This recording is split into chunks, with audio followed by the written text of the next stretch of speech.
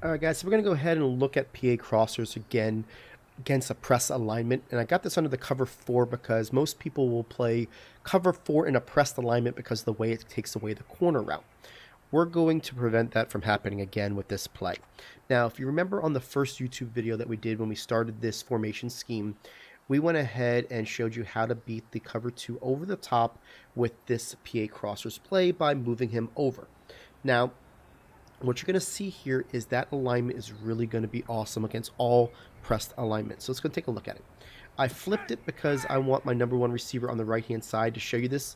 And what I'm going to do is I'm going to base the line, I'm going to press, right? And then I'm going to go ahead and put myself in hard flats, curl flats, it doesn't matter. When we go ahead and we move this player over, you're going to see that the B goes over. So what we're going to do for this setup is we're going to put this X on a drag, B on a streak, okay? Now, we want to do that before we motion because the last thing we want to do is have that guy motion, and we want to quick hike it so they can't change their alignment. You're really going to be able to burn somebody on this at least once a game when it comes to cover 3 or cover 4 for one play touchdown if they press. After that, they should be smart enough to go ahead and change it. But if every single time we move that guy over, people are going to start looking at their DBs, they're going to have to start forgetting about putting blitz setups together and more about putting their defense in the same alignment. People will get out of press when they play you. So when you see this, watch what happens to the B receiver. We're going to go ahead and carry out the play action, and we're going to throw this ball over the top for the one-play score. That time I even got held up a little bit on my running back, so you definitely don't want to do that. But let me show you an instant replay what happens. You're going to see that I want to probably throw that a little bit quicker, but because I got held up, I didn't. But because he is so far wide, they can't press him. And by the time he realizes it, we're going on a one-on-one battle. Obviously, speed's going to kill. So you're going to see that Julio outruns this player, but it's not about the speed because I'm going to show you here in a second that I can still do this with Sanu, who's an 88 speed over on the left-hand side against somebody who's faster than him. But the thing is that obviously the speed's going to give you more ability to get separation. But the reason why the safety doesn't come over is he is in a quarter flat alignment, right? And what he does is he also has to worry about 18 who's going up the field into his zone. So you really can't cover that player. He's going to be held. Against cover 3, that guy's going to be in the middle of the field. It won't matter. So let's go ahead and look on the left side here. And we're going to flip the play. And we're going to show you how it's not a speed game. It's more of a route game. So again, I'm going to put X on a streak. I'm going to go ahead and put B on a drag. And the reason why I do that is because I want to make sure that I've got a dump route to the B receiver underneath in case they're in, like cover 2 where I need to have something to do it. And I'm just going to base the line, press. Let's get that. All right. And you're going to see again that guy is not aligned. And you're going to be able to carry out the fake. And you're going to be able to bomb this over the top, hold down that rack catch, and get a nice easy play 1 score. Now let's go ahead and move it back to the right, and we're going to show you against cover 3.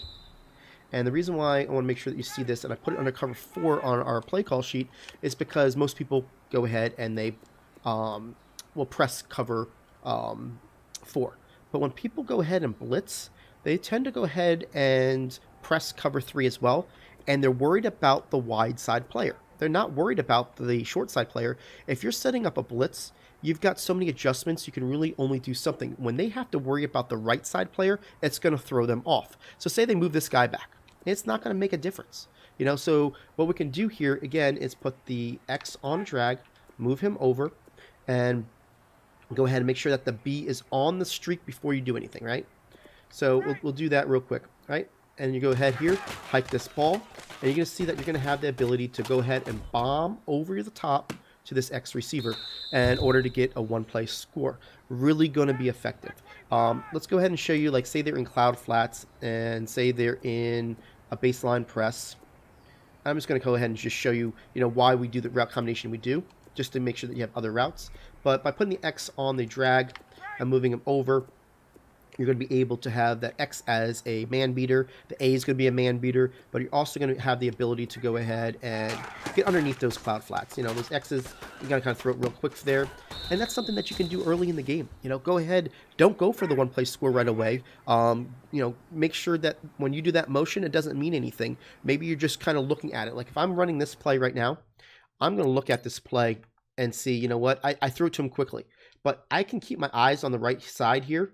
And when I do this, I can tell you right now, as you see it, my guy was going to be able to not get pressed and get down the field and then end up beating his man down the field. So it's one of those deals that you kind of look at it and say, can I get it? What is he playing? And all that type stuff. So this is a great play to do against cover 3 press, cover 4 press. You can use it against anything else. Now, cover 2, it's not going to work for the one play score. That's why we have the other play for it, because you're going to have over-the-top coverage to the outside. So if you start getting somebody who plays cover 3 cloud, where they have somebody that goes ahead and basically plays a cover 2 underneath one side and a cover 3 the other side, then obviously that's going to go ahead and stop it. But a basic cover 4, a basic cover 3 is going to get torched by this.